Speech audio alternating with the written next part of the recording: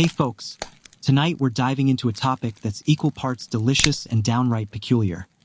The daily grind of ancient Mesopotamia, starting with what they shoveled onto their plates. Picture a world of sizzling barley cakes, questionable stews, and a love for beer that makes modern craft breweries look tame. This is the cradle of civilization, where people invented writing, wheels, and ways to make dinner an adventure. So, before you drift off, hit that like button if you're into quirky history, and subscribe if you want more tales like this. Drop a comment telling me where you're tuning in from and what time it is. I love seeing who's joining us from across the globe. Now, dim the lights, maybe flip on a fan for that gentle hum, and let's ease into this ancient journey together. First, let's bust a myth. Mesopotamian meals weren't glamorous feasts in ziggurat penthouses with harpists strumming in the corner. Nope. For most folks, farmers, potters, or reed weavers, dinner was a cramped affair in a mud brick house, shared with kids, in-laws, and a goat who thought it owned the place. Privacy? Forget it. Your kitchen doubled as your bedroom, your pantry, and occasionally your sheep pen. The air was thick with smoke, sweat, and the aroma of whatever was bubbling in the clay pot. If you were lucky, you had a reed mat to sit on. If not, you squatted on the floor, swatting flies and hoping the stew didn't taste like yesterday's laundry. What was on the menu? Barley, and more barley. This grain was the backbone of Mesopotamian life, like Wi-Fi is to us. They mashed it into porridge, baked it into flatbreads, or fermented it into beer. More on that liquid obsession later. A typical meal might be a hunk of bread, a bowl of lentil stew, and some onions or leeks for flavor. Meat? Rare unless you were rich or had just sacrificed a lamb to Shamash, the sun god. Most folks got their protein from fish pulled from the Tigris or Euphrates, or maybe a pigeon if they could catch one. Spices were minimal, think garlic, coriander, or cumin if you were fancy. Herbs grew wild, so you might toss in some dill or mint, but don't expect a Michelin star herb crust. Cooking was no joke. Women, and sometimes men, spent hours grinding barley into flour using stone querns, a workout that makes CrossFit look like a nap.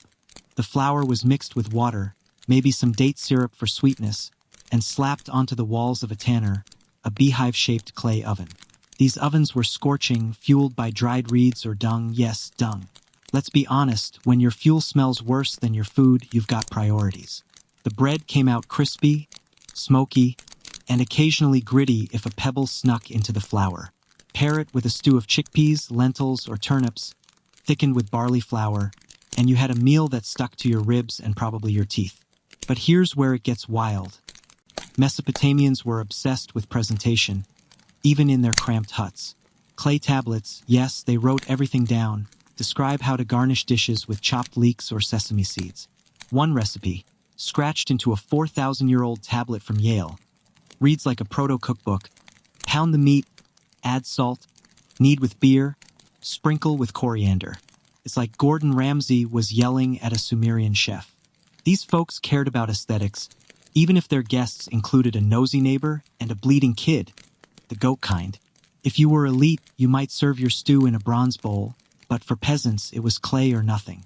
Now, let's talk dining etiquette or lack thereof. Forks? Nope. Spoons? Sometimes, but mostly for soup. Most people ate with their hands, scooping stew with bread like a proto-taco. Sharing was mandatory. Your family, your cousin who never left, even the stray dog got a nibble. Hygiene was, let's say, optimistic. You washed your hands in a communal basin, but soap was a luxury, made from ashen oil if you could afford it. Fingers sticky with stew? Wipe them on your tunic and call it a day. And if you think modern potlucks are chaotic, imagine a Mesopotamian feast where everyone's digging into the same pot while debating whose barley field got flooded last. For the wealthy, meals were a status flex.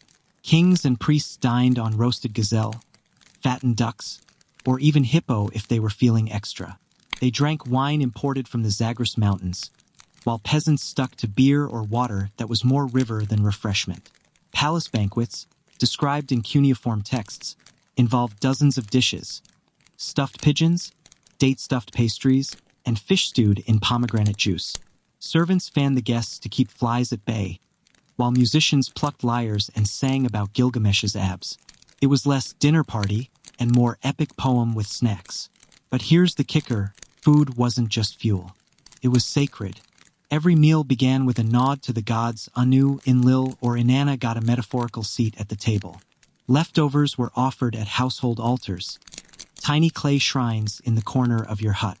If you skipped this, you risked divine side-eye, and nobody wanted a cranky goddess ruining their harvest. Temples doubled as food banks, storing grain for lean times or festivals, but priests weren't above skimming a bit for themselves. Sound familiar? Even in 3000 BCE, bureaucracy had its perks. So, as you picture the smoky, noisy, barley-heavy dinner scene, let's pause. Mesopotamians weren't just eating to survive. They were building a culture, one bite at a time. Next, we'll head to the bustling markets where all this food came from. And trust me, it's a wild ride of haggling, scams, and cuneiform receipts. But for now, close your eyes, imagine the hum of that ancient oven, and let the history sink in. Stay tuned, and I'll catch you in the next part. Welcome back, History Snoozers. If you're just joining us, grab a blanket, maybe a snack, barley bread, anyone, and settle in.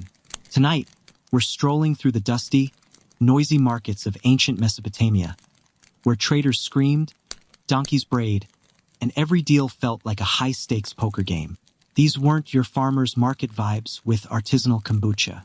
This was a chaotic, sweaty, cuneiform-powered hub of commerce that kept the cradle of civilization humming. If you're loving this, smash that like button, subscribe for more sleepy history, and drop a comment with your time zone and what's keeping you up tonight. Let's dim those lights, keep the fan humming, and dive into the ancient hustle. Picture this. It's 2500 BCE in Ur, a city buzzing like a Black Friday sale. The market square, wedged between mud brick houses and a looming ziggurat, is a sensory overload. Stalls of reed mats and clay pots overflow with barley, dates, fish, and wool. Merchants in striped tunics wave their hands, shouting prices in Akkadian, while a stray goat nibbles someone's onions. The air smells of dust, sweat, and roasted sesame seeds, with a hint of river mud from the nearby Euphrates. This wasn't just a place to shop. It was the heartbeat of Mesopotamian life, where goods, gossip, and grudges changed hands faster than you could say, cuneiform. Let's clear up a myth. Mesopotamian markets weren't quaint bartering fairs where everyone swapped chickens for hugs. Trade was serious business with standardized weights, contracts, and enough bureaucracy to make a tax auditor blush. Merchants used silver shekels or barley as currency, measured with stone weights shaped like ducks or lions. Adorable, but don't shortchange anyone, or you'd face a clay tablet lawsuit. Scribes, the unsung heroes of commerce, scratched every deal onto wet clay, from 10 bushels of barley to 1 cranky ox, slightly used. These receipts, baked hard in the sun, were the blockchain of 3000 BCE, proof you didn't stiff your neighbor on that wool deal. Who was shopping? Everyone. Farmers hauled in grain, hoping to trade for a new plow. Weavers sold wool dyed with indigo or madder root, colors so vibrant they screamed, "I'm not a peasant." Priests, looking smug in their linen robes, bought incense for temple rituals, while nobles sent slaves to snag imported lapis lazuli from Afghanistan. Because nothing says, "I'm rich" like blue rocks from 2,000 miles away. Even kids darted through the crowd, swiping dates or dodging a merchant's sandal for being too nosy. Women, often running household budgets, haggled like pros, knowing a bad deal meant no stew for a week. Haggling was an Olympic sport. No price was final. A trader might start at 20 shekels for this goat, and you'd counter with 10 and a basket of figs. Take it or leave it. Insults were part of the game. Call their wool moth-eaten, and they'd call your barley weevil-infested. It was theater, loud and performative, with onlookers cheering or jeering. Clay tablets reveal complaints about shady deals. One guy in Lagash sued because his premium donkey turned out to be half dead. Scams were common: diluted beer, fake weights, or passing off river fish as ocean caught. Good luck fact-checking that insumer. Trust was earned, not assumed, and a good reputation was worth more than a cart of grain. Trade didn't stop at the city gates. Mesopotamia was the Amazon of the ancient world, with trade routes stretching from India to Egypt. Dilmun, modern Bahrain, sent copper and pearls. Cedar would floated down from Lebanon, smelling like a divine forest. Tin, critical for bronze, came from who knows where, possibly Central Asia, via donkey caravans that took months and risked bandits, sandstorms, or cranky camels. Merchants weren't just salespeople. They were adventurers, navigating rivers, deserts, and foreign tongues. Some even left graffiti on rocks, like Enki Blessed Trader, passed here 2300 BCE. Ancient flex, indeed. But here's the wild part: trade was sacred. Temples ran the show, acting as banks, warehouses, and divine middlemen. Priests lent silver at eye-watering interest rates. 20% wasn't uncommon, and stored surplus grain in massive silos. If you defaulted, they'd seize your land or, worse, your kids as debt slaves. The goddess Inanna, patron of love and war, also blessed commerce, so every deal had a spiritual vibe. Merchants poured a splash of beer on the ground as an offering before sealing a contract, because nothing says legally binding like a tipsy deity's approval. Markets weren't just about goods, they were social glue. Gossip flowed faster than the Tigris. Who's marrying whose daughter? Which king's taxing us to death? Did that trader from Uruk really lose his caravan to a lion? Friendships formed, feuds ignited, and romances sparked over a shared jug of beer. But danger lurked, too. Pickpockets roamed, and if you flashed too much silver, you might wake up in a ditch minus your tunic. One tablet describes a brawl over a rigged scale. Fists flew, and the scribe noted, "Market peace disturbed, fines issued." Drama, Mesopotamian style. Let's zoom out. These markets weren't just chaotic swap meets. They were the engine of civilization. They funded temples, fed cities, and connected distant lands. Every barley sack or lapis bead told a story of labor, risk, and ambition. Next, we'll dive into Mesopotamia's true obsession: beer. Spoiler alert, it wasn't just a drink. It was a lifestyle, a currency, and maybe even a god. For now, picture that noisy market, the clink of shekels, the scribble of a stylus, and let it lull you closer to sleep. Stay tuned for more, and I'll catch you in the next part. Welcome back, sleepy scholars. If you're still with me, grab a comfy pillow and maybe a glass of, well, not beer just yet, but we're about to dive into why ancient Mesopotamians would have toasted to that idea. Tonight, we're wading into the fizzy, barley-soaked world of Mesopotamian beer. A drink so central to their lives, it was practically a deity. This wasn't just a beverage, it was currency, culture, and a direct line to the gods. If you're enjoying this tipsy tale, hit that like button, subscribe for more history to snooze by, and drop a comment with your location and the time. Love knowing who's drifting off with us. Dim those lights, keep the fan humming, and let's sip our way into this ancient brew. Let's bust a myth right out of the gate.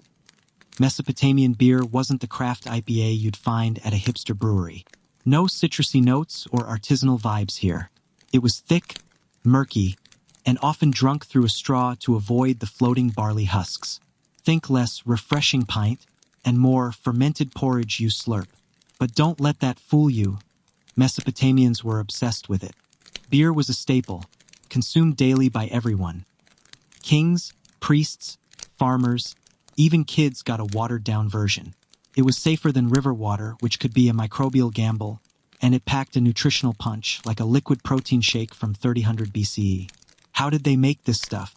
Picture a bustling mud-brick house, where women, yes, brewing was often women's work, kneaded barley dough into flatbreads called bapper. These weren't for eating. They were crumbled into vats of water, mixed with dates or honey, and left to ferment in the Mesopotamian sun. Yeast, floating naturally in the air or added from previous batches, worked its magic. After a few days, you had beer, cloudy, slightly sour, and ranging from 2% to 8% alcohol. No hops, no clarity, just pure, funky goodness. Clay tablets, because Mesopotamians wrote everything down. List recipes with steps like soak barley, crush, ferment, strain. It's like finding a Sumerian homebrewing blog. Here's where it gets wild. Beer was more than a drink. It was a lifestyle. Workers were paid in beer, measured in sela, about a liter.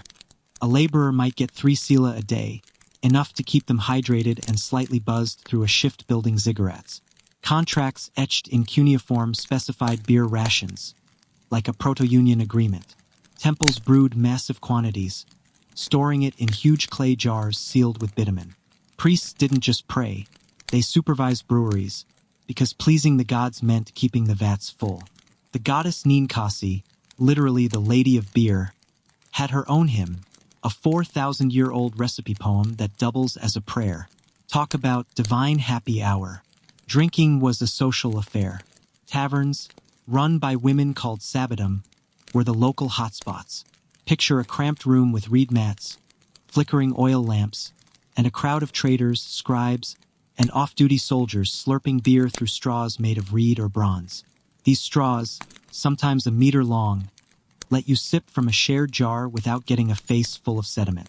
It was communal, messy, and loud, think karaoke night, but with more barley and fewer microphones. Taverns weren't just for drinking, they were gossip hubs. Who's dodging taxes? Whose donkey ate the neighbor's crop? Did that priest really sneak an extra sila? Spill the tea Mesopotamian style. But let's not romanticize it. Beer culture had a dark side.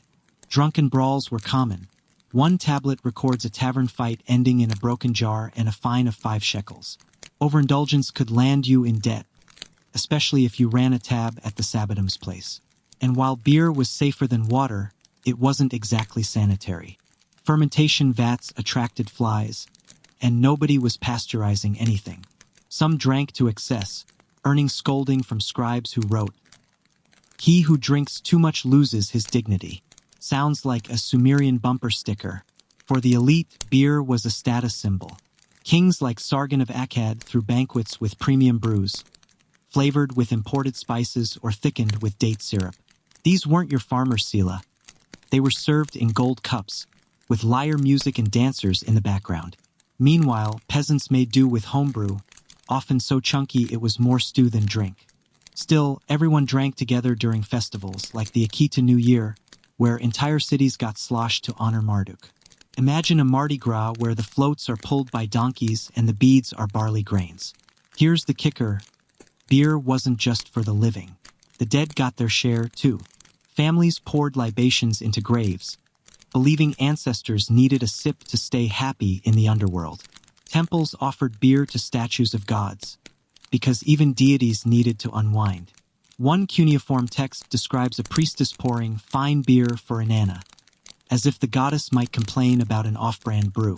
It was spiritual, practical, and a little absurd, classic Mesopotamia.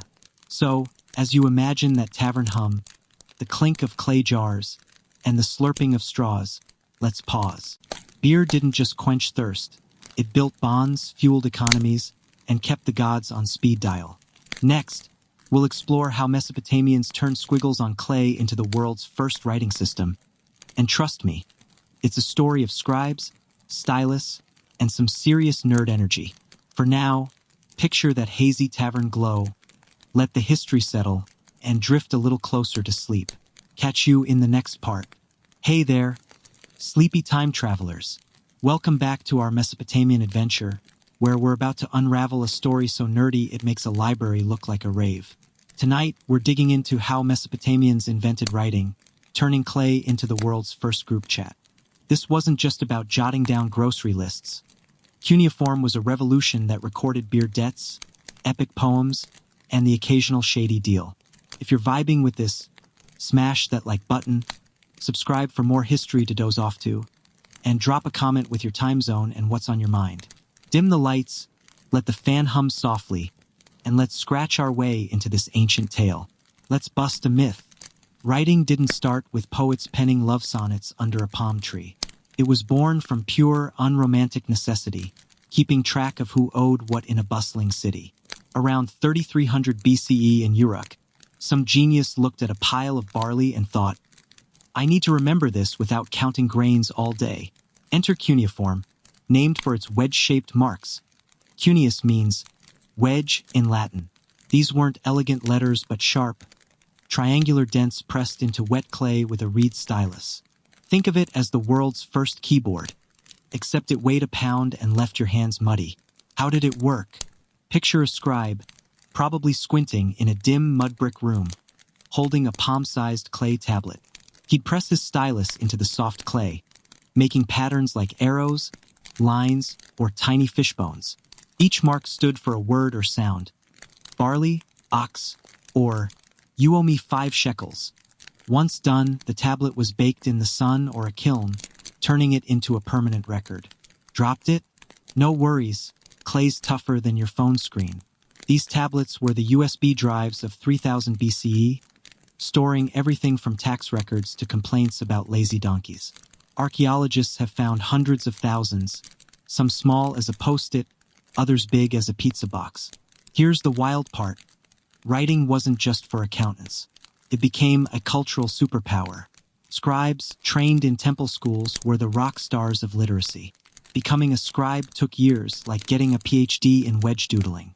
Boys, and rarely girls, memorized hundreds of signs, practiced on scrap clay, and recited lists like grain, sheep, beer, until their hands cramped.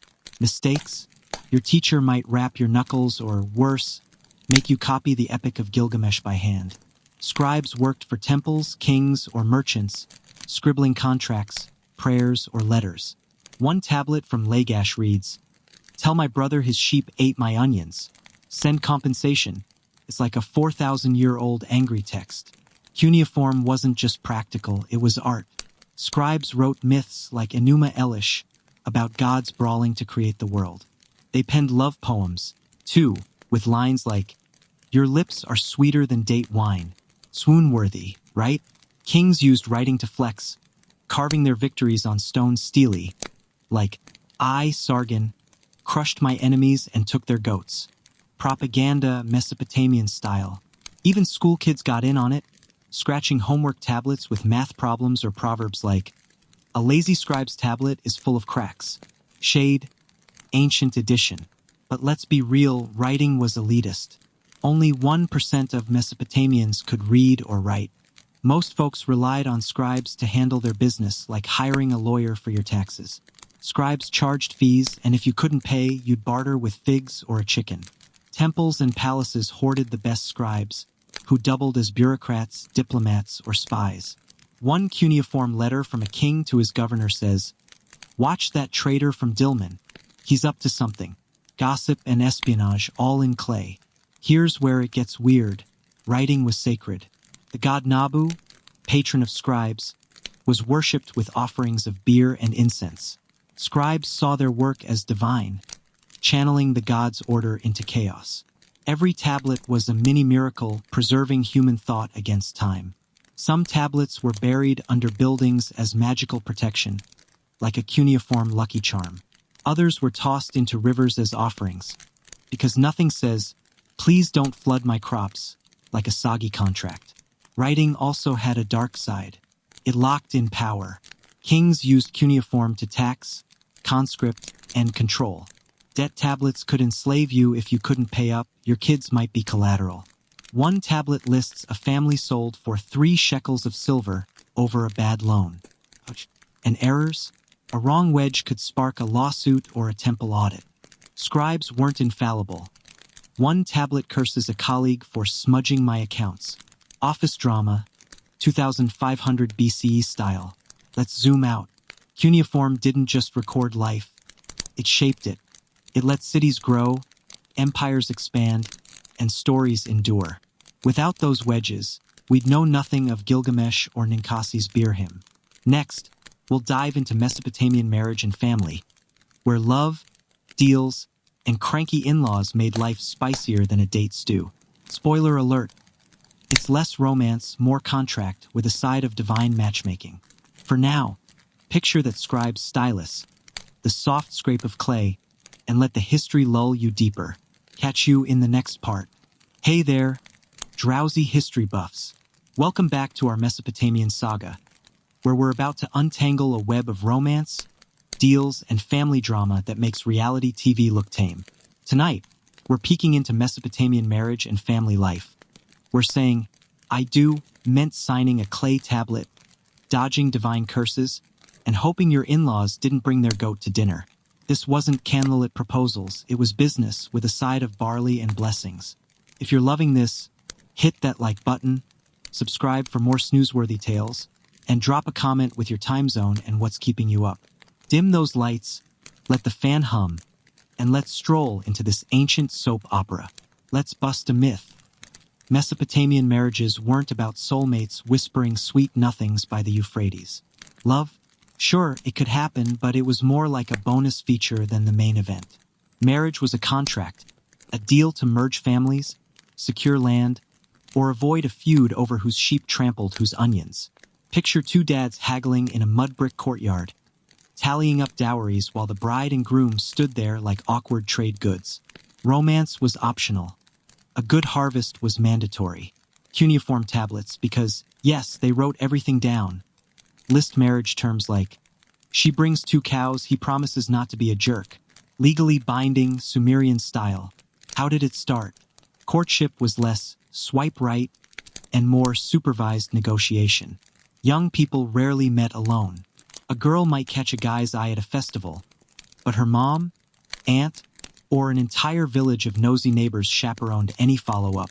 Flirting, maybe a sly glance over a beer jug or a gift of dates. But get too cozy behind the barley barn, and you'd face a fine or a very disappointed dad with a staff. For nobles, marriages were chess moves.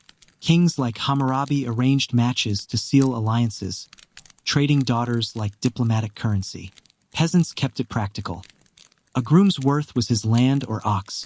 A bride's her weaving skills or ability to not start drama at the market. The wedding itself was a mix of party and paperwork. Families signed a cuneiform contract, detailing dowries, land, silver, or sheep, and penalties for cheating or ditching. One tablet warns, if he leaves her, he pays 5 shekels. If she leaves, she's out on her ear. Harsh but clear. The bride's family provided a dowry, think linens, pots, or a cow, while the groom's promised support. Then came the feast.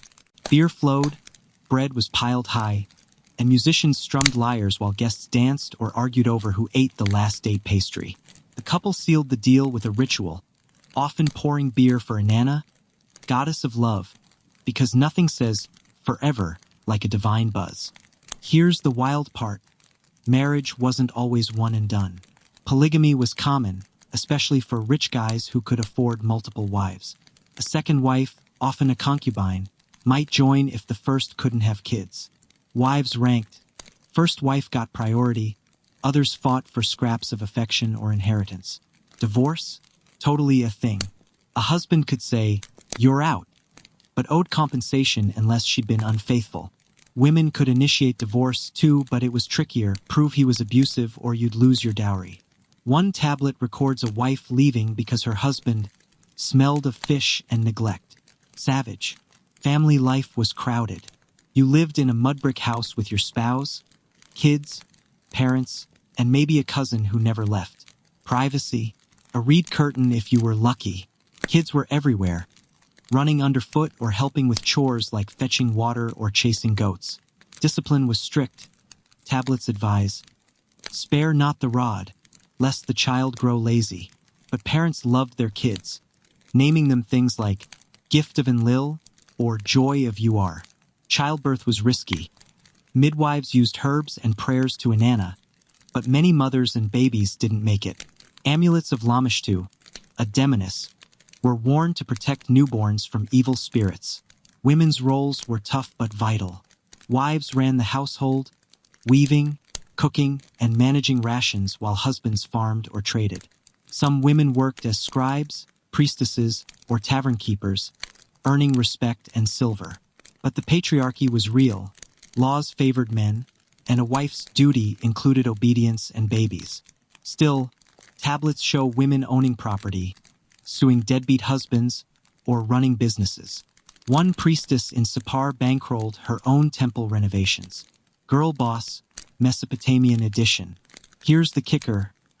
Families were spiritual units. Every home had a shrine for ancestors, who needed offerings of beer or bread to stay chill in the underworld. Neglect them, and they'd haunt your dreams or ruin your crops. The gods loomed large, too. Marriages needed divine approval, and infertility was blamed on angry deities. Priests might prescribe rituals, like burying a clay figurine under your bed, to fix it. Gossip was brutal. If your marriage hit a rough patch, the whole village knew by sunrise. One tablet shames a couple for arguing louder than a donkey cart. Let's pause here. Mesopotamian families weren't just about love or duty. They were the glue of society, binding people, gods, and goats in a noisy, messy dance. Next, we'll dive into their hygiene and daily routines. Where bathing was rare, smells were bold, and beauty hacks involved fish oil and prayers. Spoiler alert, it's not as gross as you think, but it's close. For now, picture that crowded house, the clink of a dowry's silver, and let the history pull you towards sleep. Catch you in the next part. Hey there, drowsy history buffs. Welcome back to our Mesopotamian bedtime saga, where we're about to unravel a tale of love, deals, and family feuds that make reality TV look tame. Tonight, we're stepping into the world of Mesopotamian marriage and family life, where romance was less about candlelit dates and more about cuneiform contracts and a goat dowry. If you're vibing with this ancient soap opera, hit that like button, subscribe for more sleepy stories, and drop a comment with your time zone and what's keeping you awake. Dim those lights, let the fan hum gently, and let's tiptoe into this 4,000-year-old family drama. First, let's debunk a myth. Mesopotamian marriages weren't all about star-crossed lovers whispering sweet nothings by the Euphrates. For most folks, tying the knot was a business deal, sealed with handshakes, barley, and a priest's blessing. Love? Nice if it happened, but not the main event. Marriage was about alliances, property, and making sure your neighbor's sheep didn't eat your crops again. Picture a dusty courtyard, two families haggling like they're at a market stall, debating whether a bride's dowry should include 3 jars of beer or 4. Spoiler alert, the gods were always watching and they had opinions. How did it start? Courtship was supervised. Young people didn't swipe right or sneak off for coffee dates. A girl's parents, usually her dad, picked a suitor based on his land, oxen, or ability to not start a feud. Boys had a bit more say, but their families still called the shots. Betrothals were formal, often scratched onto clay tablets. Think prenup, but with more wedges. One tablet from Nippur lists a dowry: 10 shekels of silver, 2 goats, 1 bronze pot. Romantic, right?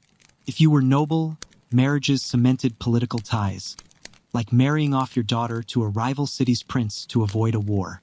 Peasants kept it local, pairing up with someone whose barley field bordered theirs. The wedding itself was a party, but not a fairy tale. Families gathered in the groom's house, a mud brick affair with a smoky fire and a nosy goat in the corner. A priest invoked Inanna, goddess of love and war, to bless the union. The bride, draped in a wool veil, might get a necklace of carnelian beads, while the groom offered beer or dates as a gift. Guests feasted on barley bread, fish stew, and more beer, while a musician plucked a lyre off-key. The couple sealed the deal with a contract, sometimes literally pressing their fingerprints into clay. No rings, no I do. Just a vow to not ditch each other without divine permission. Here's the kicker: marriage wasn't always forever. Divorce was legal, though tricky for women. Men could end things by paying a fine or returning the dowry, citing reasons like, she burns the stew, or no sons. Women needed proof of mistreatment, like neglect or a husband who spent their grain on tavern tabs. One tablet records a woman named Ninlil divorcing her husband for favoring his cousin's beer over mine. Savage. If a marriage stuck, it was a team effort. Husbands worked the fields, wives managed the house, kids, the food, the kids, the weaving, and the kids. Shared roofs meant shared chaos. Your in-laws, cousins, and a stray dog all crammed into a space smaller than a studio apartment. Family life was less cozy vibes and more surviving Uncle Enki's rants about his taxes. Kids were a big deal, future workers and heirs to your 1-acre plot. But raising them was brutal. Infant mortality was high. A third of babies didn't make it past 5. Parents prayed to the god Shamash for healthy kids, offering clay figurines at home altars. Names were hopeful, like Sinidnum, moon god gave me, or nanolives. Kids ran wild, helping with chores or dodging scorpions. Discipline was strict.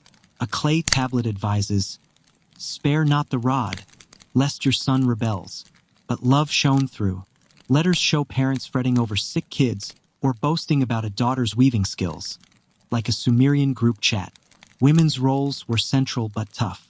They birthed babies, brewed beer, and wove textiles, often while dodging nosy neighbors' gossip. Some women had power. Priestesses ran temples, and wealthy widows could own land. But most were tied to family duties, with their status hiked to their husband's oxen count or their notability for not starting a fight at the market.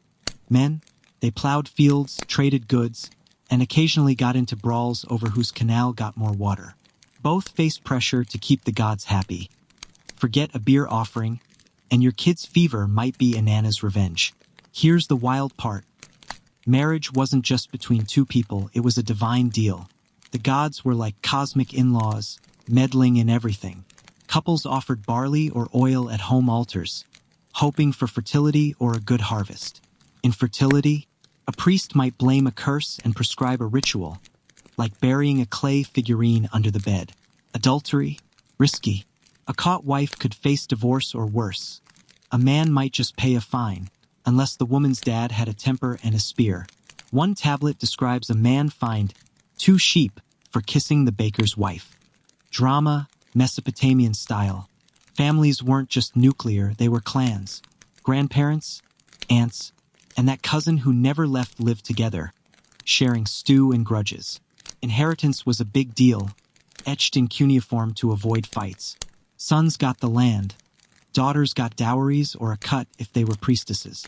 If you died without kids, your brother might marry your widow to keep the family line going. It's like a soap opera, but with more clay and fewer commercial breaks. Let's pause here. Mesopotamian families weren't just surviving. They were building a society, one contract and kid at a time.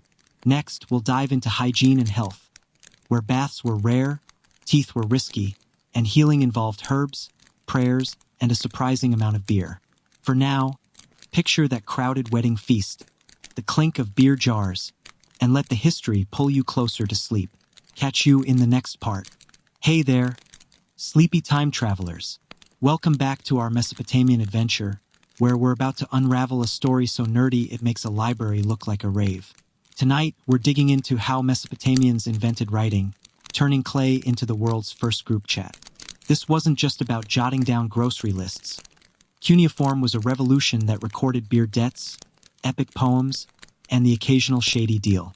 If you're vibing with this, smash that like button, subscribe for more history to doze off to, and drop a comment with your time zone and what's on your mind. Dim the lights, let the fan hum softly, and let's scratch our way into this ancient tale. Let's bust a myth. Writing didn't start with poets penning love sonnets under a palm tree. It was born from pure, unromantic necessity, keeping track of who owed what in a bustling city. Around 3300 BCE in Uruk, some genius looked at a pile of barley and thought, "I need to remember this without counting grains all day." Enter cuneiform, named for its wedge-shaped marks. Cuneus means wedge in Latin. These weren't elegant letters but sharp, triangular dents pressed into wet clay with a reed stylus. Think of it as the world's first keyboard, except it weighed a pound and left your hands muddy. How did it work?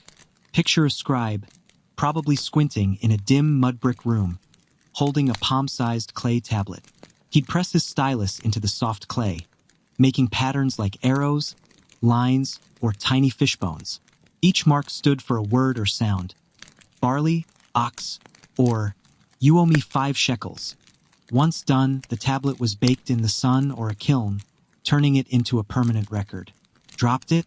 No worries, clay's tougher than your phone screen.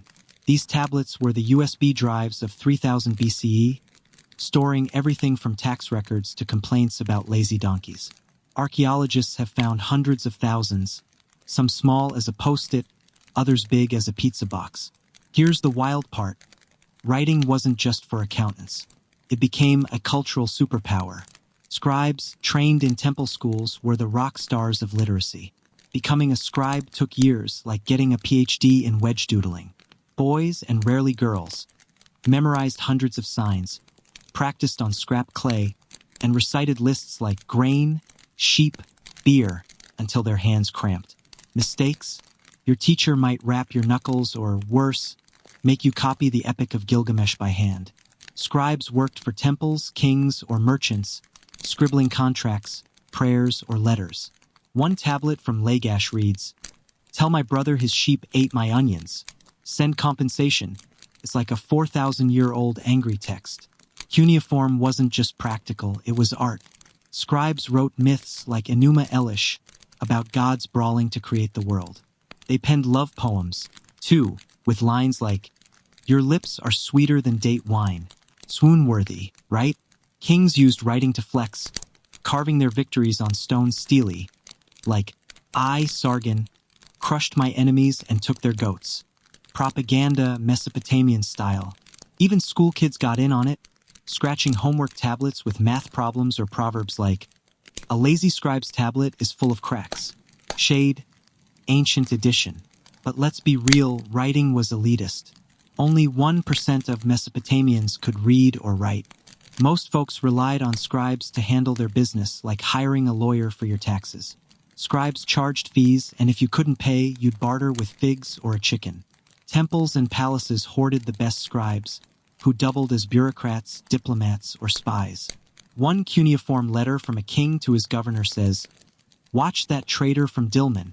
He's up to something." Gossip and espionage all in clay. Here's where it gets weird. Writing was sacred. The god Nabu, patron of scribes, was worshipped with offerings of beer and incense. Scribes saw their work as divine, channeling the god's order into chaos. Every tablet was a mini-miracle, preserving human thought against time. Some tablets were buried under buildings as magical protection, like a cuneiform lucky charm. Others were tossed into rivers as offerings, because nothing says, "Please don't flood my crops," like a soggy contract. Writing also had a dark side. It locked in power. Kings used cuneiform to tax, conscript, and control. Debt tablets could enslave you if you couldn't pay up. Your kids might be collateral. One tablet lists a family sold for 3 shekels of silver over a bad loan. And errors? A wrong wedge could spark a lawsuit or a temple audit. Scribes weren't infallible. One tablet curses a colleague for smudging my accounts. Office drama, 2500 BCE style. Let's zoom out. Cuneiform didn't just record life. It shaped it. It let cities grow, empires expand, and stories endure. Without those wedges, we'd know nothing of Gilgamesh or Ninkasi's beer hymn. Next, we'll dive into Mesopotamian marriage and family, where love, deals, and cranky in-laws made life spicier than a date stew. Spoiler alert, it's less romance, more contract, with a side of divine matchmaking. For now, picture that scribe's stylus, the soft scrape of clay, and let the history lull you deeper. Catch you in the next part. Hey there, sleepy justice seekers. Welcome back to our Mesopotamian bedtime saga, where we're about to unravel a tale so intense it makes a courtroom drama look like a nap. Tonight, we're diving into the world of Mesopotamian law and justice, where clay tablets were gavels, disputes were settled with bronze axes, and the gods had the final say. This isn't just about rules. It's about a society wrestling with order, fairness, and the occasional stolen goat. If you're vibing with this ancient legal thriller, smash that like button, subscribe for more history to doze off to, and drop a comment with your time zone and what's keeping you up. Dim those lights, let the fan hum softly, and let's step into this 4,000-year-old courtroom. Let's bust a myth. Mesopotamian law wasn't a free-for-all where you could whack your neighbor over a bad beer deal and call it a day. These folks had rules, etched in cuneiform, that kept cities like Ur and Babylon humming. The Code of Hammurabi from 1754 BCE is the rock star of ancient law, but it wasn't the first. Earlier codes, like Ur-Nammu's from 2100 BCE, laid the groundwork with rules about theft, murder, and don't flood my field, dude. Law wasn't just about punishment. It was about keeping the gods happy and the canals flowing. Picture a dusty square where a judge, a scribe, and a crowd decide if your ox trampled someone's barley. Spoiler, the ox might not make it. How did it work? Justice started local. If your neighbor stole your sheep, you'd drag him to the mashkim, a community elder or judge, often in a temple courtyard. Both sides brought witnesses, swore oaths to gods like Shamash, and presented evidence, usually clay tablets. Scribes recorded everything, because Mesopotamians loved their receipts. One tablet from Nippur details a dispute. Inlilidinum claims 2 sheep stolen. Lugal swears by Inanna they wandered off. The judge might order a fine, restitution, or, if things got spicy, a trial by ordeal. More on that insanity later. Serious cases like murder went to the king or his officials, who could order death or exile. The Code of Hammurabi, carved on a black basalt stele, is our best glimpse into this system. Its 282 laws covering everything from false accusations to runaway slaves. Some rules are fair. If a builder's house collapses and kills the owner, the builder dies. Others, brutal. Steal from a temple? Death. Kidnap a child? Death. Punch a noble? Pay a fine. Punch a slave? Pay less. It's eye for an eye with a side of classism. Nobles got lighter penalties than commoners, and slaves got the short end. Women, protected but unequal. A wife could divorce an abusive husband but risk drowning for adultery. Harsh, but it kept order in a chaotic world. Here's the wild part. Justice was divine. Gods were the ultimate judges, and humans just followed their vibe. Swearing an oath on Shamash's name was serious lie, and you risked divine zap. Temples doubled as courthouses, with priests mediating disputes. Some cases used trial by river, where you jump into the Euphrates. Float? Innocent. Sink? Guilty and probably dead.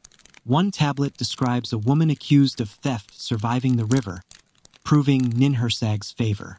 Sounds like a reality show, but it was life or death. Punishments were no joke.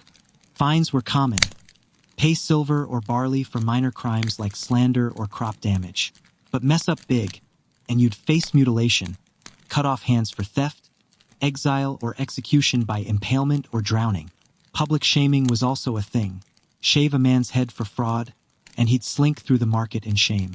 One law says a bad tavern keeper shall be thrown into water for watering down beer. Priorities, right? Slaves faced the worst, whippings or branding for disobedience. Yet, mercy existed. Kings like Hammurabi issued debt forgiveness, freeing debt slaves during festivals. PR move? Maybe, but it kept riots at bay. Disputes weren't just about crime. Property fights were huge. Whose land got the canal water?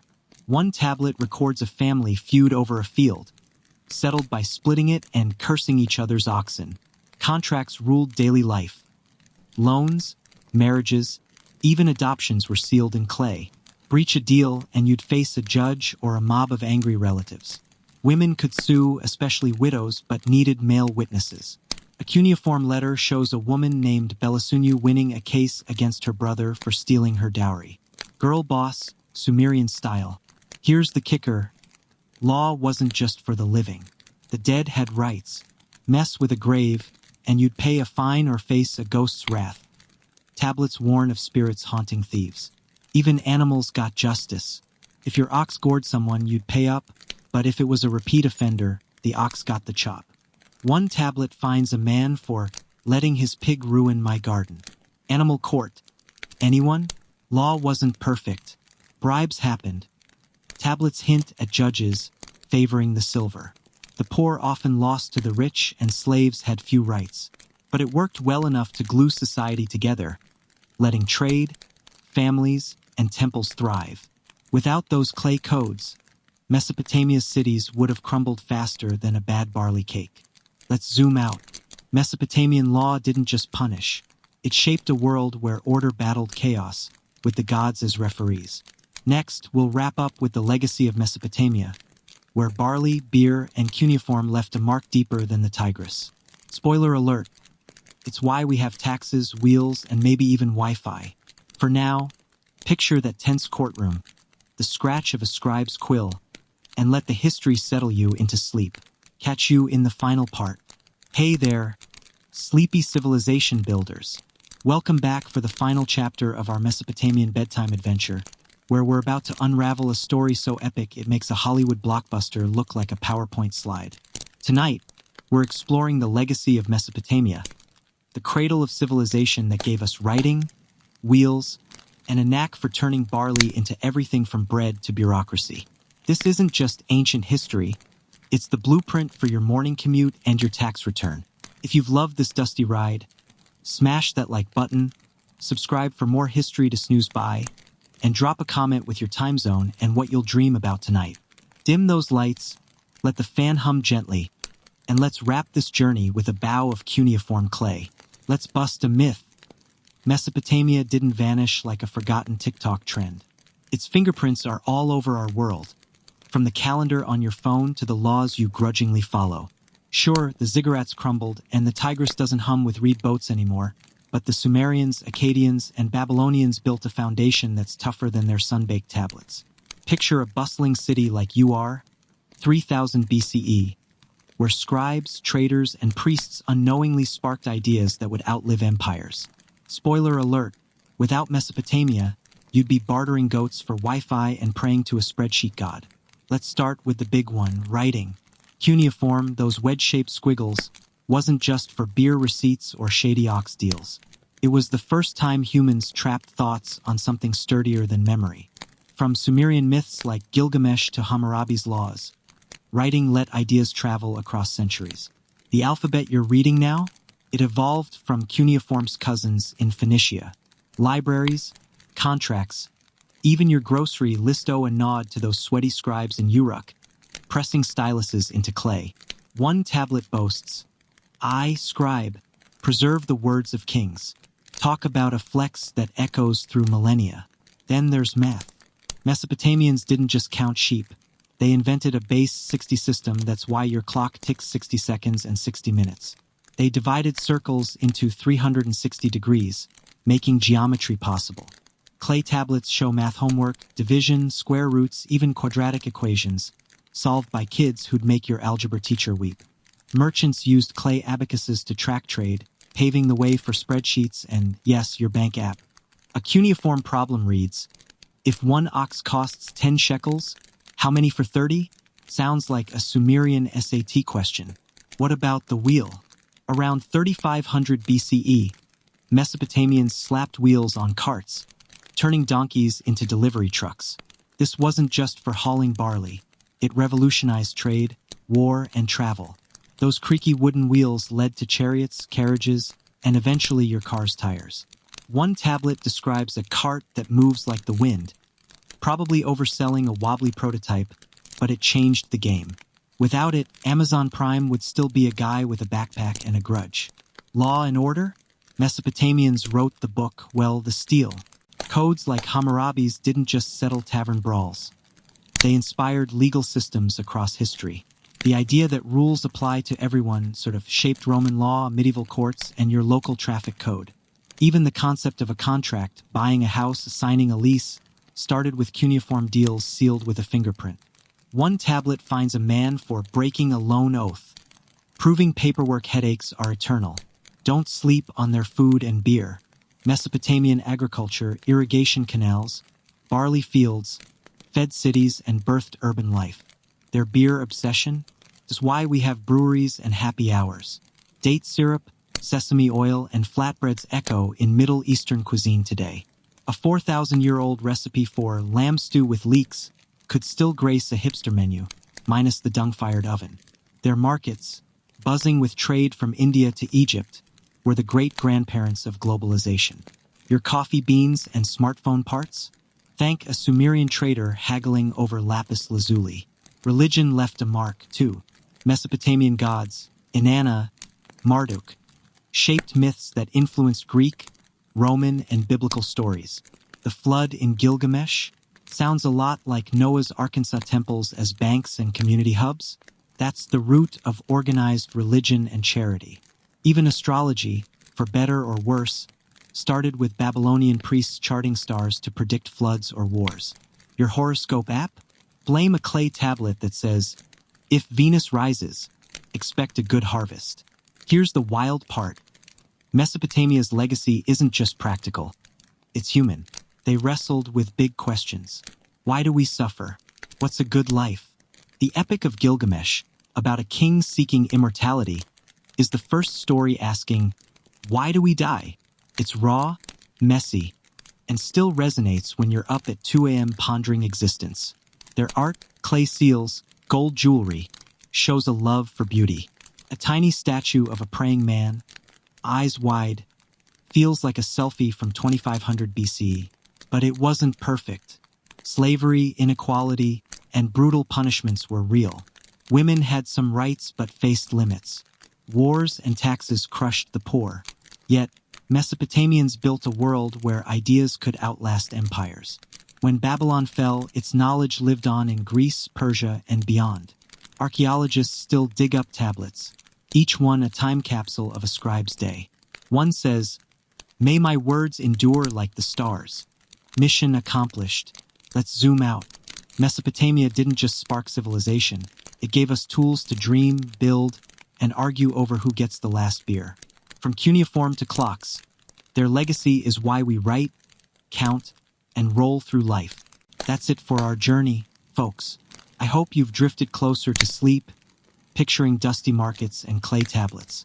If you want more, let me know in the comments what ancient world to explore next. For now, imagine the hum of a ziggurat at dusk, the scratch of a stylus, and let the history carry you to dreams. Good night and catch you in the stars. Hey there, sleepy stargazers.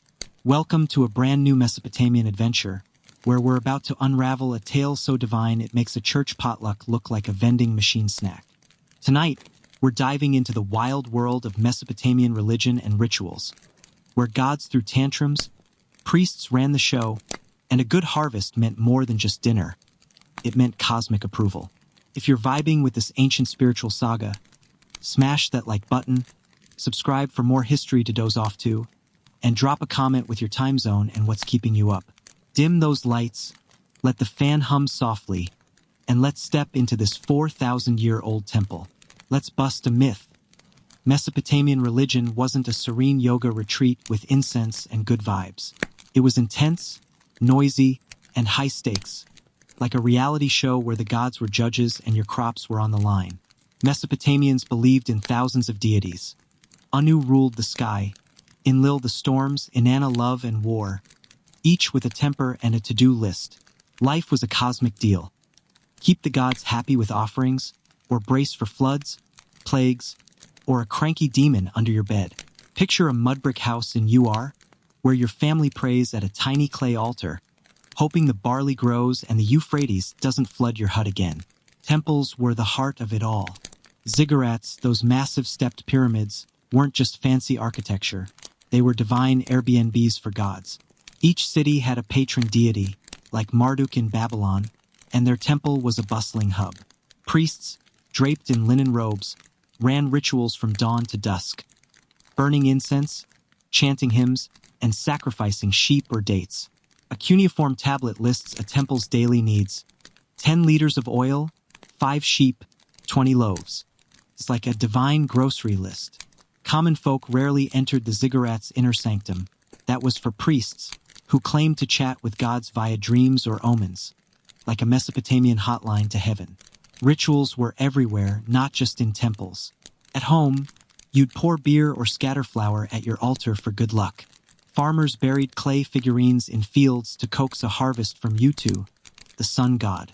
Women whispered to Inanna for safe childbirth, tying amulets to their wrists. Even kings got in on it. Sargon of Akkad bragged on a tablet about offering 70 lambs to Ishtar for a war victory. Festivals were the big show, like Akitu, Babylon's New Year. The city partied for 11 days, with parades, feasts, and a ritual where the king slapped a priest to renew divine favor. Sounds like a divine HR meeting gone wild. Here's the wild part. Gods weren't distant. They were your moody neighbors, meddling in everything. Feeling sick? Maybe Enlil's mad you skipped an offering. Lost a sandal? Blame a demon. Priests doubled as exorcists, chanting spells to banish evil spirits, like Lamishtu, who snatched babies. A tablet prescribes Tie a red thread to the door to ward her off. Ancient baby monitor. Anyone? Omens were huge. A weird cloud or a two-headed goat meant the gods were texting you, and priests read entrails or stars to decode it. One tablet warns, if a dog howls at midnight, expect a storm. Mesopotamian weather app activated. But it wasn't all fear. Religion was community glue. Temples fed the poor, stored grain, and hired weavers or potters. Priests were like CEOs managing land and loans, but they weren't above skimming. Tablets hint at extra offerings vanishing. Women had roles. Two high priestesses called Entu ran some temples wielding clout rivaling kings. One, Enheduanna, daughter of Sargon, wrote hymns to Inanna that survive today, making her the world's first named author. Talk about a Sumerian power move. Here's the flip side: religion could crush you. Miss a ritual and you risk divine wrath or a priest's fine.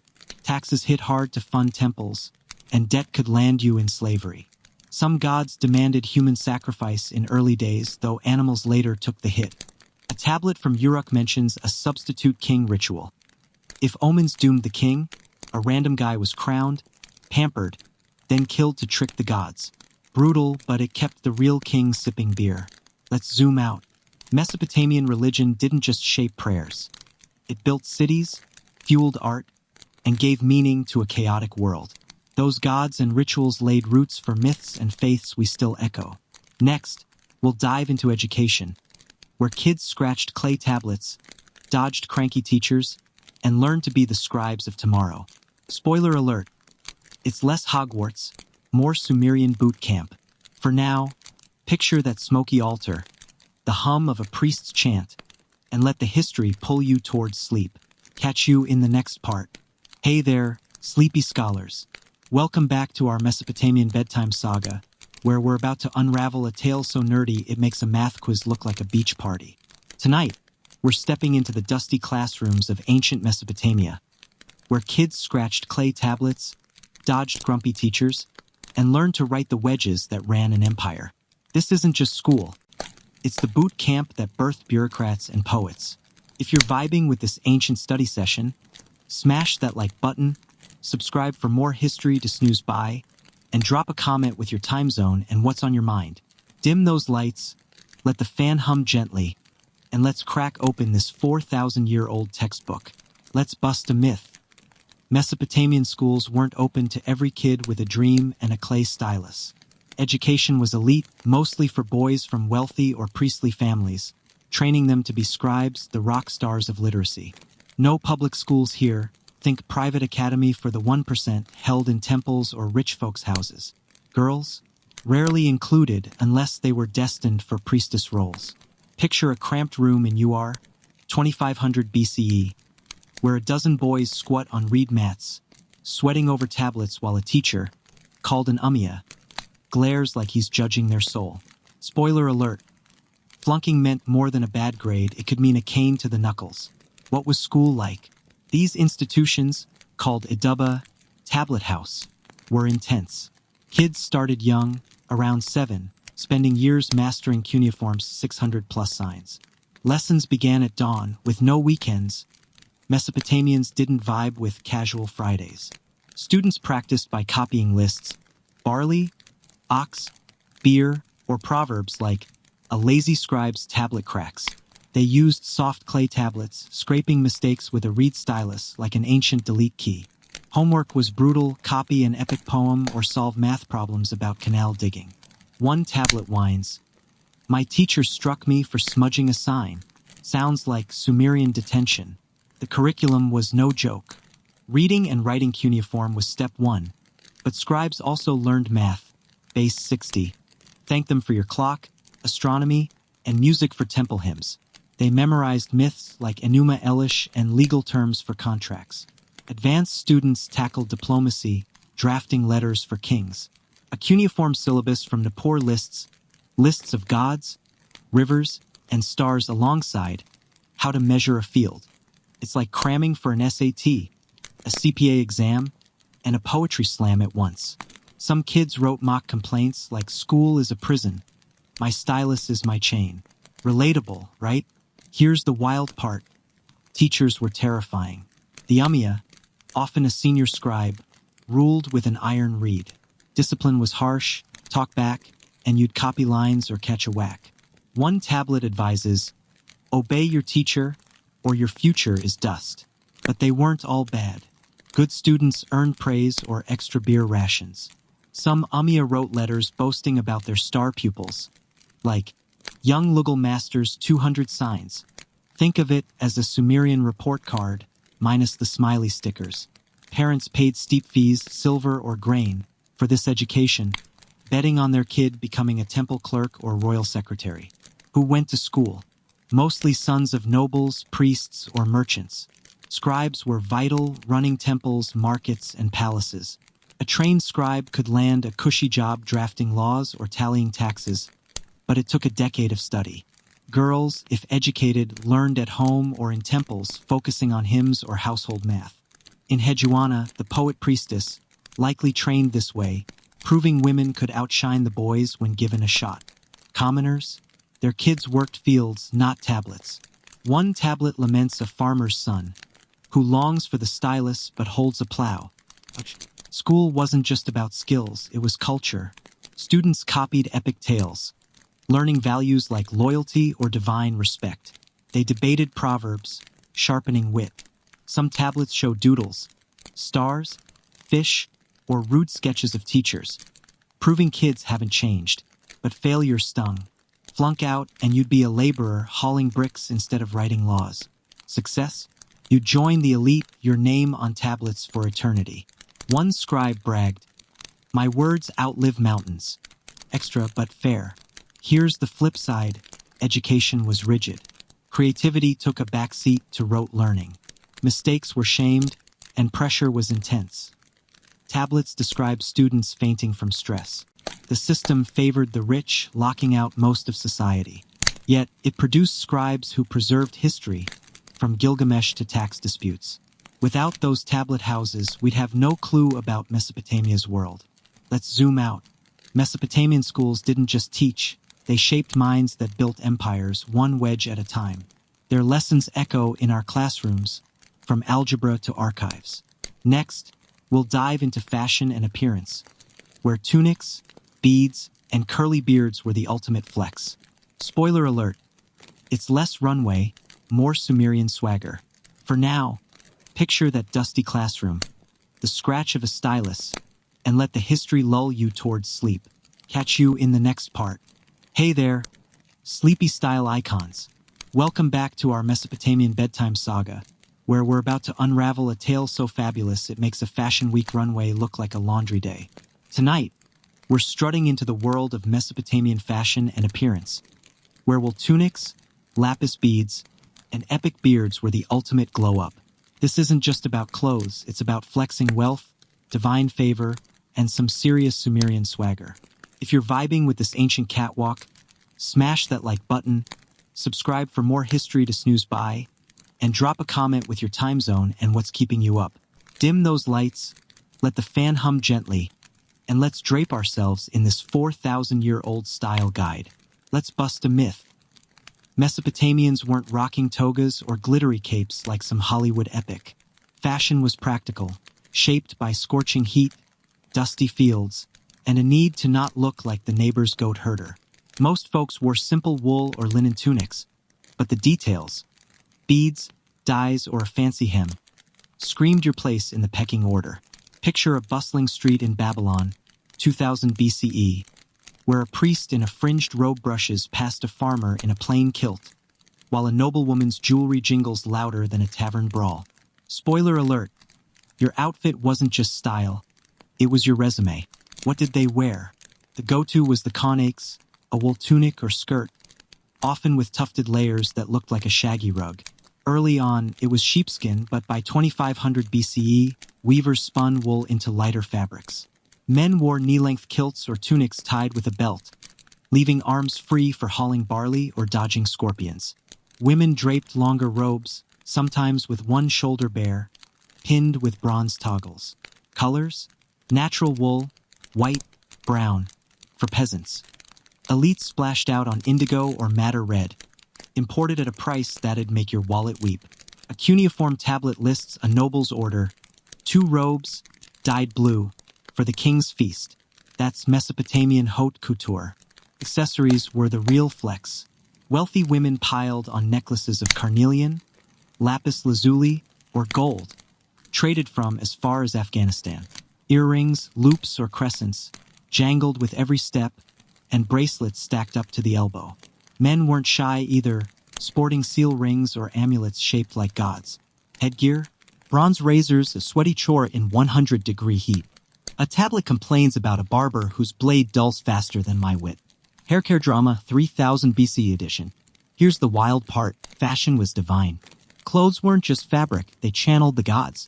Priests wore spotless linen to please Inanna, and kings donned robes with star patterns to mimic the sky god Anu. Commoners sewed amulets into hems for luck, like a Mesopotamian 4-leaf clover. During festivals, everyone dressed up. Tablets describe crowds in shining garments for a key to Babylon's new year. Even slaves got a fresh tunic for big rituals, a rare perk. One text brags about a goddess statue draped in gold-threaded wool. Divine drip? Anyone?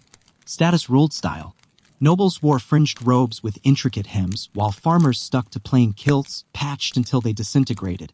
Slaves? Barely a loincloth unless their owner was generous. Laws enforced this. Hammurabi's code finds anyone dressing above their rank, like a peasant in a noble's blue robe. Women's fashion showed marital status: veils for wives, bare heads for single ladies or priestesses. A tablet scolds a woman for unveiled hair in the market. Sumerian dress code enforced. Making clothes was women's work, mostly. Families spun wool at home, but temples ran massive weaving workshops like ancient sweatshops. A tablet from Lagash lists 50 women weaving for the goddess Bow. Dyes were pricey. Indigo came from India, a trade route flex. Washing? A river scrub with ash soap if you had time. Most tunics smelled of sweat, smoke, and goat by week's end. One text gripes about a trader whose robe stinks of fish. Laundry day was no joke. Here's the flip side: fashion wasn't free.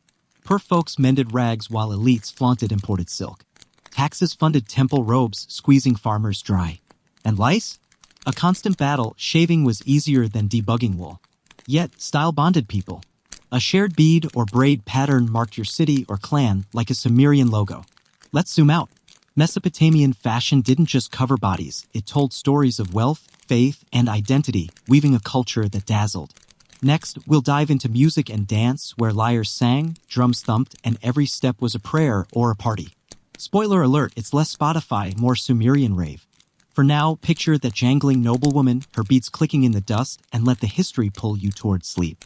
Catch you in the next part. Hey there, sleepy groovers.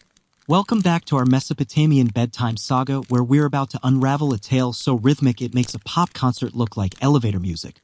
Tonight, we're swaying into the world of Mesopotamian music and dance, where lyres sang, drums thumped, and every beat was a prayer, a party, or a plea to the gods.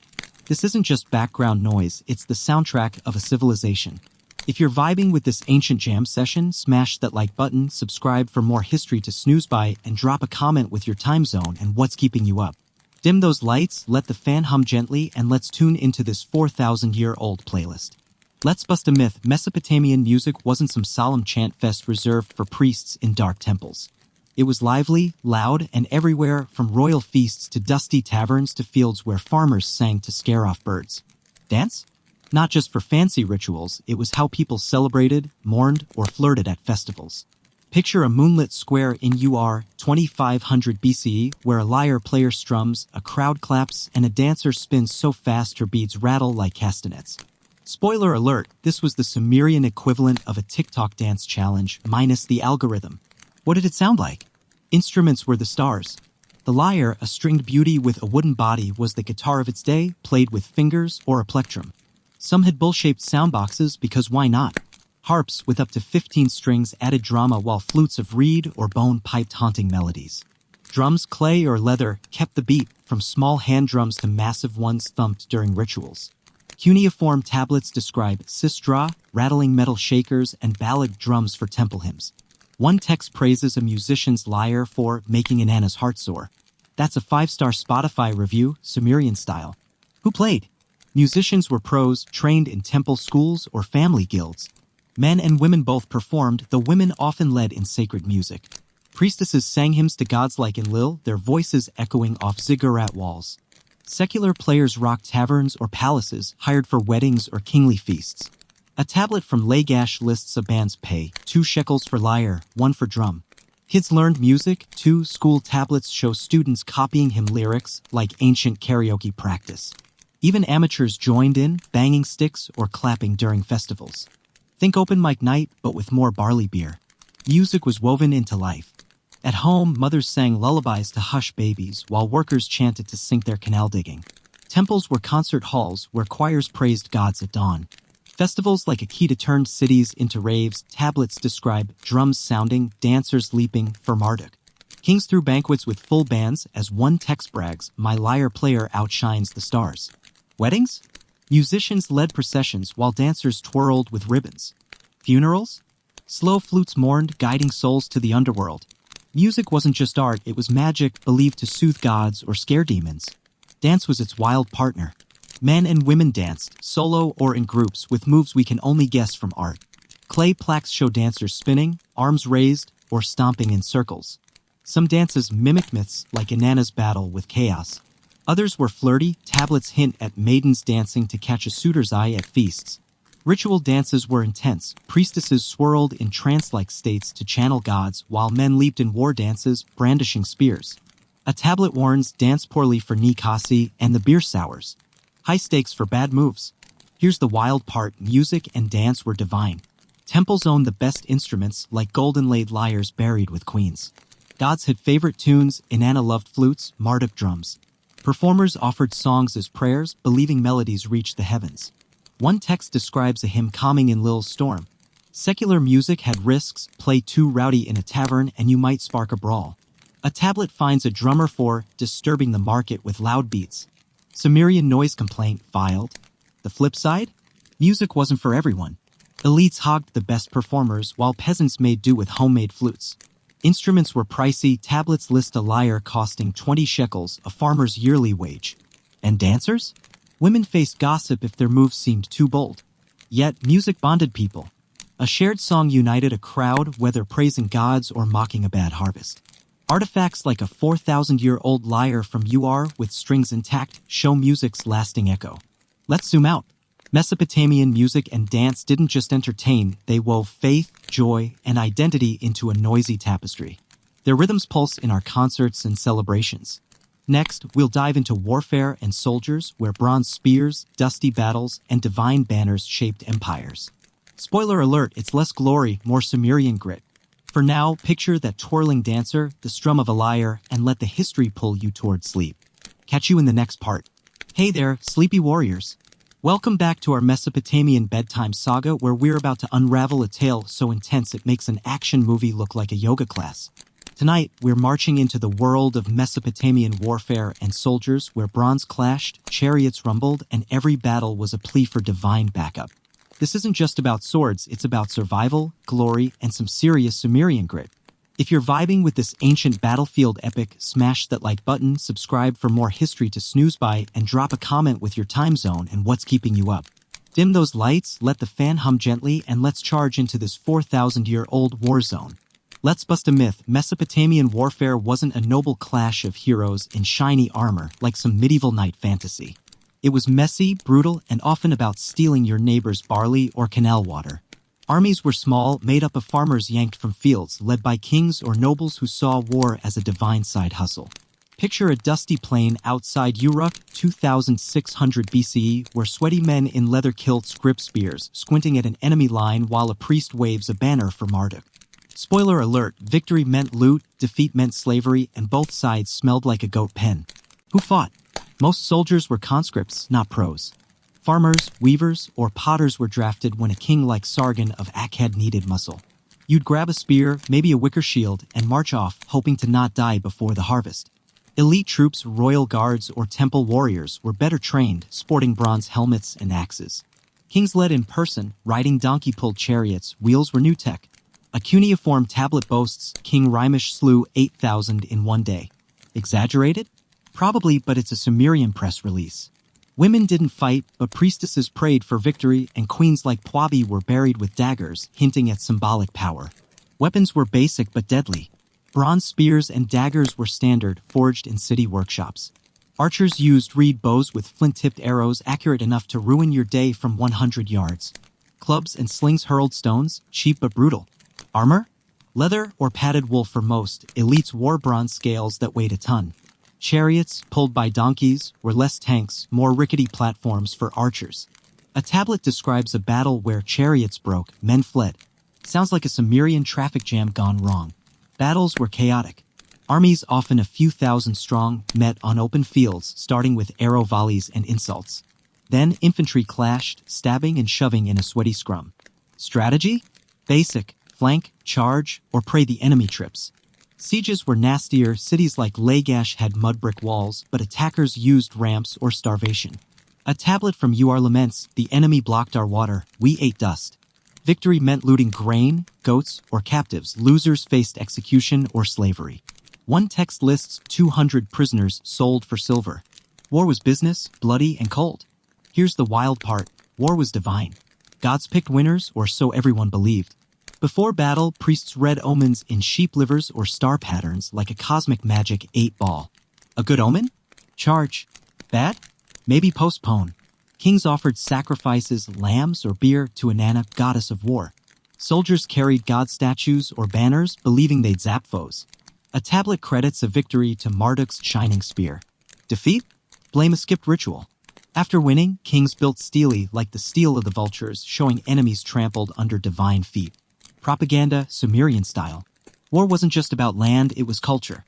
Conquered cities adopted the victor's gods or laws, spreading Akkadian or Sumerian vibes. Booty funded temples and palaces, while captives built canals or ziggurats. Soldiers got perks, land or silver, but risks were high. Wounds festered without antibiotics, and a broken leg could mean death. Tablets describe veterans begging after losing a hand. One pleads, "I fought for the king, now my children starve." War's glory faded fast. The flip side? War drained everyone. Drafts pulled farmers from fields, starving cities.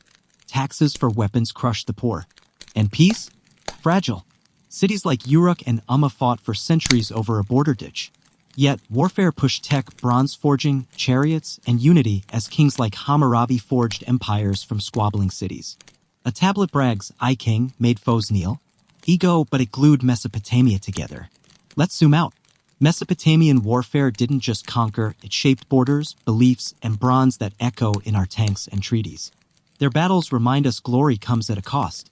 Next, we'll dive into technology and tools, where wheels, plows, and clay gadgets built a civilization. Spoiler alert, it's less sci-fi, more Sumerian DIY.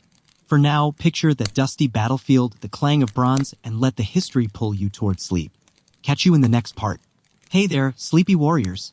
Welcome back to our Mesopotamian bedtime saga, where we're about to unravel a tale so intense it makes an action movie look like a yoga class. Tonight, we're charging into the world of Mesopotamian warfare and soldiers, where bronze clashed, chariots rumbled, and every battle was a divine PowerPoint presentation to the gods. This isn't just about fighting, it's about survival, glory, and some serious Sumerian grit. If you're vibing with this ancient battlefield epic, smash that like button, subscribe for more history to snooze by, and drop a comment with your time zone and what's keeping you up. Dim those lights, let the fan hum gently, and let's march into this 4,000-year-old war zone. Let's bust a myth. Mesopotamian warfare wasn't a noble clash of heroes in shiny armor like some medieval knight fantasy. It was brutal, chaotic, and often fought by farmers who'd rather be home with their barley. Battles were less about chivalry and more about grabbing land, water, or the neighbor's goats. Picture a dusty plain near Uruk, 2500 BCE, where two city-states face off, their soldiers sweating in leather tunics, clutching spears, and praying to Inanna for a quick win. Spoiler alert, victory meant loot, but defeat could mean slavery or a one-way ticket to the underworld. Who fought? Not full-time warriors, mostly. Mesopotamian armies were a mix of conscripted farmers, hired mercenaries, and elite royal guards.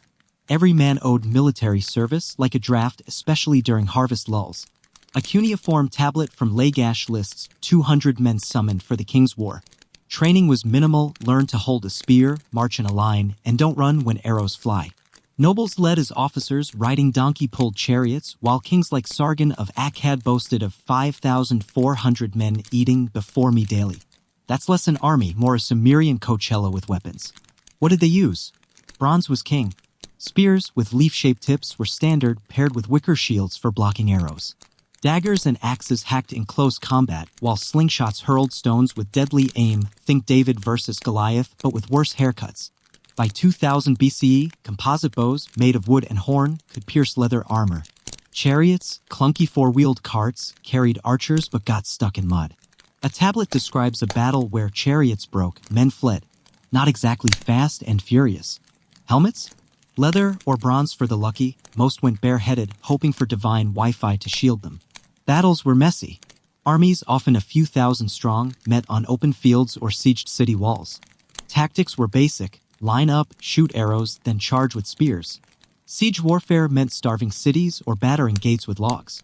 A relief from Nineveh shows soldiers piling dirt ramps to climb walls while defenders chucked rocks. Priests tagged along, reading omens like a bird's flight or a sheep's liver to predict victory. One tablet brags Shamash's omen gave us the enemy's gate. Divine GPS activated. Here's the wild part: war was sacred. Gods didn't just watch, they picked sides. Kings fought for Marduk or Inanna, carrying divine banners like cosmic team jerseys. Before battle, priests sacrificed goats, chanting for favor. A loss? Your god was mad or you skimped on offerings. Victories were etched in stone, like the steel of the vultures, showing Eonatum of Lagash crushing enemies under Ningirsu's gaze. Loot, grain, slaves, or gold was split, with temples getting a cut. One text lists 10 captives, 50 jars of oil as spoils. War wasn't just politics, it was divine accounting. Life as a soldier? Rough. You marched days through dust, ate stale bread, and drank river water that was more mud than refreshment. Wounds festered without antibiotics. Tablets describe fever from spear cuts as a death sentence. Survivors got land or silver, but many returned maimed or not at all. Families waited anxiously. A tablet mourns a son lost to the enemy's blade. Yet soldiers were heroes. Songs praised their valor, and kings rewarded loyal fighters with beer or beads. A text honors a captain who stood like a bull before the foe. Sumerian hype man reporting for duty. The flip side?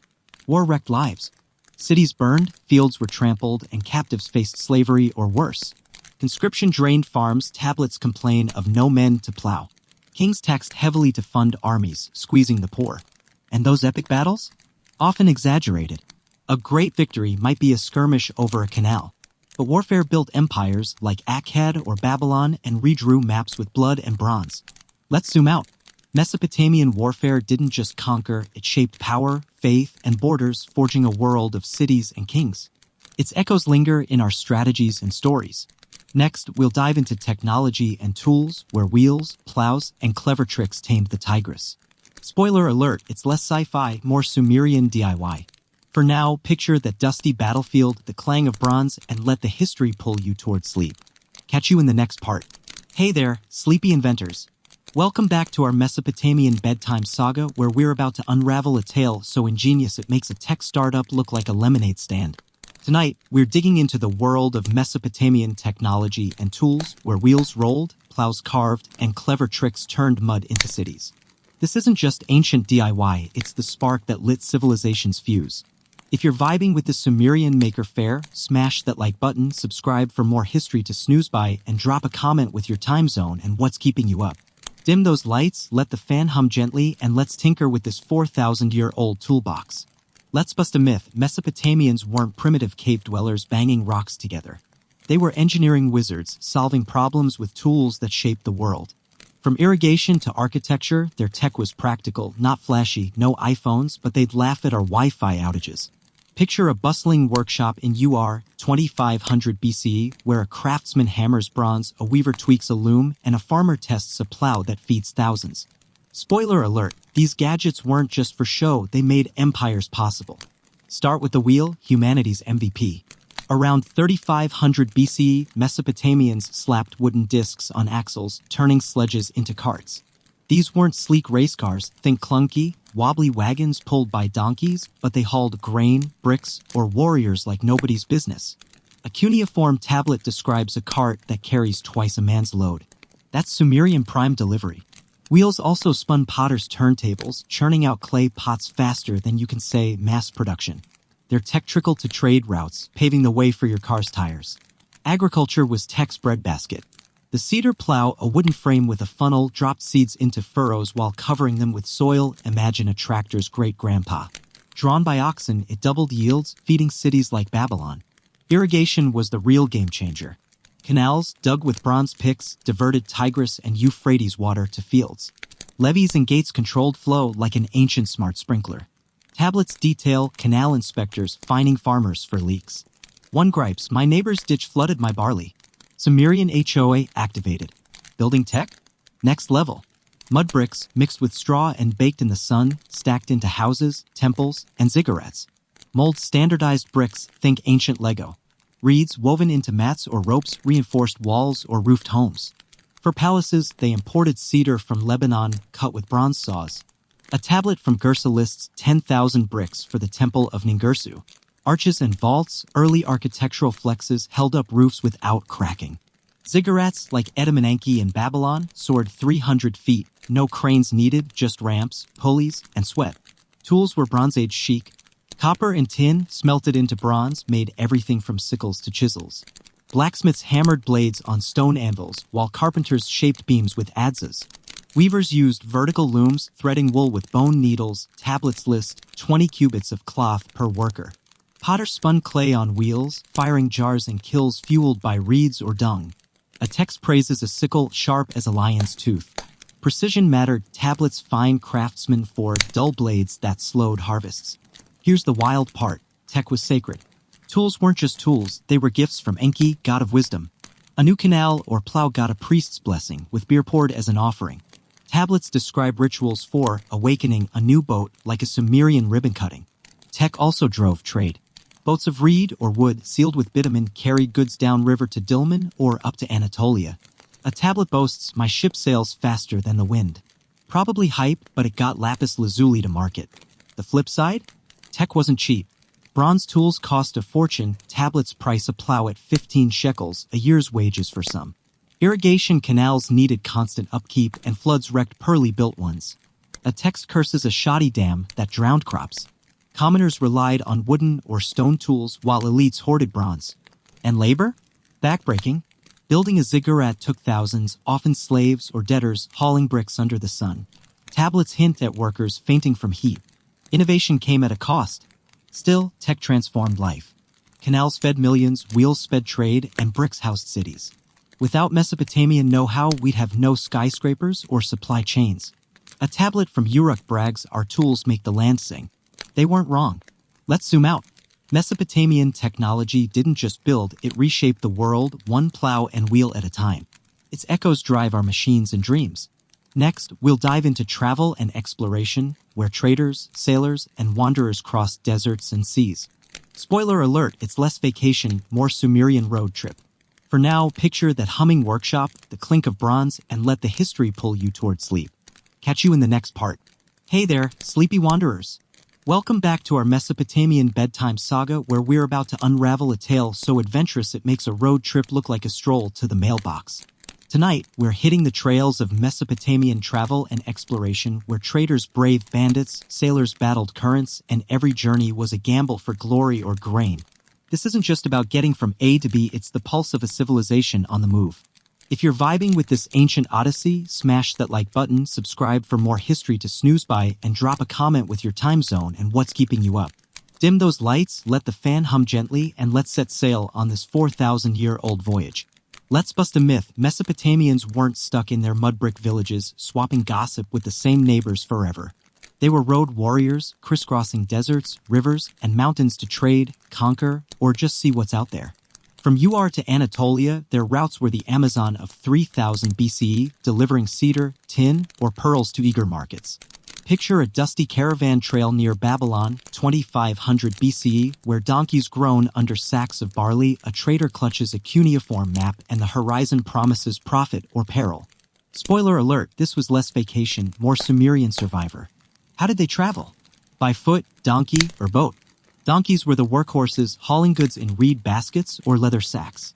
A single beast could carry 200 pounds, enough grain or wool to make a merchant's month. Caravans, often a dozen donkeys strong, moved in groups for safety. Bandits loved lonely travelers. A cuneiform tablet from Kanesh lists 20 donkeys, 50 talents of tin heading 1,000 miles to Turkey. That's a Sumerian FedEx run. For speed, nobles rode donkeys or early horse-drawn carts, the wheels broke on rocky paths. One text curses a cart stuck in the sand. Relatable road rage, ancient style. Rivers were highways. The Tigris and Euphrates carried reed or wooden boats sealed with bitumen to stay watertight. Small skiffs ferried locals, bigger barges hauled grain or stone. Sails caught the wind, but oars did the heavy lifting. Tablets describe crews of 10 rowers sweating for Dilmun. Gulf trade routes reached Bahrain and India, swapping wool for copper or pearls. A tablet brags, my ship brought lapis from the east. Risk was high, storms, pirates, or a leaky hull could sink your fortune. One text mourns a trader lost to the sea's wrath. Nautical drama, Sumerian edition. Who traveled? Merchants were the MVPs, risking life for profit. They carried clay tablets with contracts or tallies like ancient passports. Diplomats and messengers zipped between cities, delivering royal letters. Think Sumerian email, hand-delivered. Soldiers marched to war, while priests trekked to sacred sites like Nippur's shrines. Commoners? Rarely left home, but festivals drew crowds to nearby cities. A tablet describes a farmer's trip to Ur's market. Walked 3 days, sold my onions. Even women traveled, especially priestesses or traders' wives, though safety was dicey. A text warns, guard your wife on the road. Here's the wild part, travel was sacred. The god Enki blessed boats, while Sin, the moon god, guided night treks. Travelers offered beer or clay figurines at roadside shrines for safe passage. Omens ruled, spot an eagle and you're golden. A snake? Turn back. A tablet advises, if a star falls, delay your journey. Sumerian GPS, powered by superstition. Traders scratched graffiti on rocks like Nabablest, passed here 2300 BCE.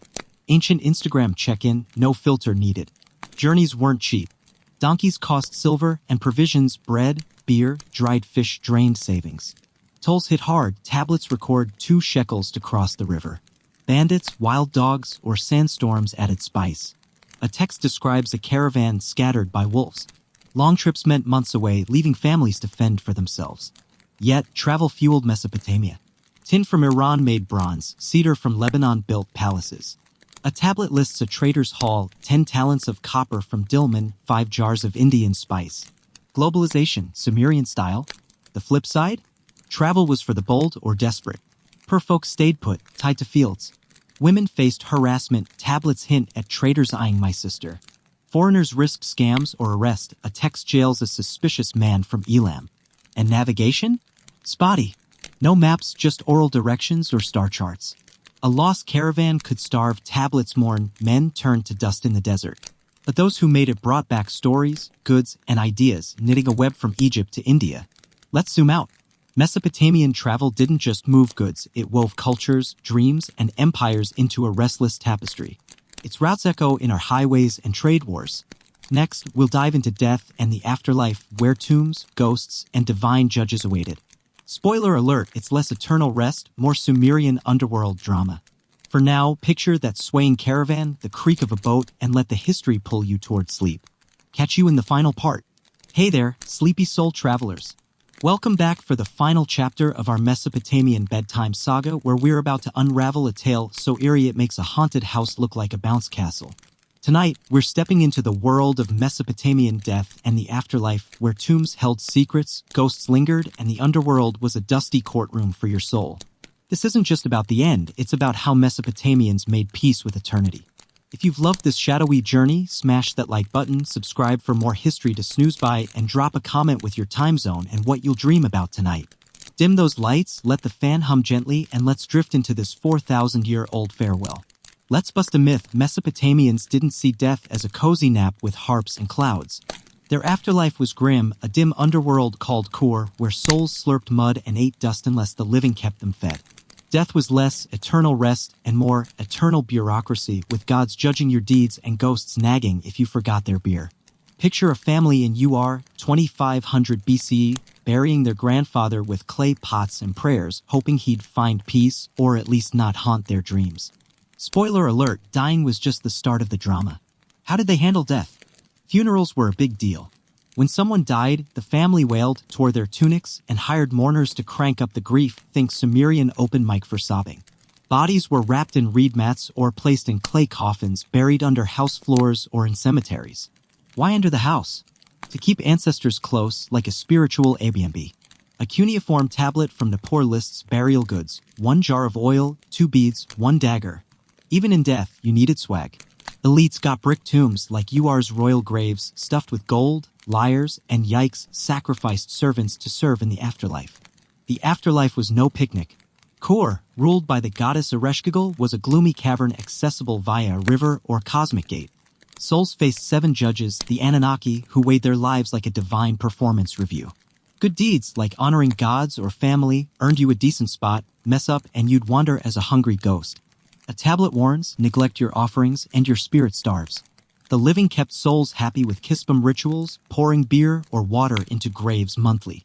One text describes a son feeding father's ghost with bread. Sumerian DoorDash Afterlife Edition. Ghosts were a headache. Mesopotamians believed unrest spirits could haunt, causing fevers or bad luck. A tablet lists cures: burn incense, chant a shamash, bribe the ghost with dates. Exorcists, often priests, banished pesky spirits with spells or clay figurines buried at crossroads. One text blames a ghost for souring my beer. Talk about a cranky ancestor. Dreams were ghost Wi-Fi, see a dead relative and you'd rush to offer food. A tablet recounts a man dreaming of his mother begging for water. Spooky, but it kept families tight. Here's the wild part: death was sacred. The god Nergal co-ruled Kur, and rituals tied death to life's cycle. Temples stored bones or offered death cakes to gods. Kings like Gilgamesh obsessed over immortality, but myths taught acceptance. His epic ends with him embracing mortal limits. Funerals weren't just goodbyes, they reinforced clan bonds. A tablet describes a community weeping as one for a priestess. Even animals got respect. Buried pets had tiny pots like a Sumerian pet cemetery. Graves tell stories. UR's royal tombs, dug up in the 1920s, held queens with gold headdresses and harps, hinting at lavish send-offs. Commoners' pits had simple bowls, but care shone through, bodies curled gently as if tucked in. A tablet lists a widow's plea: bury my husband with his spear, for he was brave. Death was personal, even in a harsh world. But not all were equal. Slaves got shallow graves, and the poor might be tossed in ditches. One text curses those who leave kin unburied. The flip side? Death rituals were pricey. Tombs, mourners, and offerings drained savings. Tablets record families borrowing silver for funerals. Ghosts could terrorize. A text describes a man sick from his uncle's spirit. And the underworld's gloom scared people. Tablets lament no light in Kor. Yet, these beliefs gave meaning, urging Mesopotamians to live well, honor kin, and keep the gods on speed dial. Their ideas of judgment and spirits echo in later faiths, from Egypt to Christianity. Let's zoom out.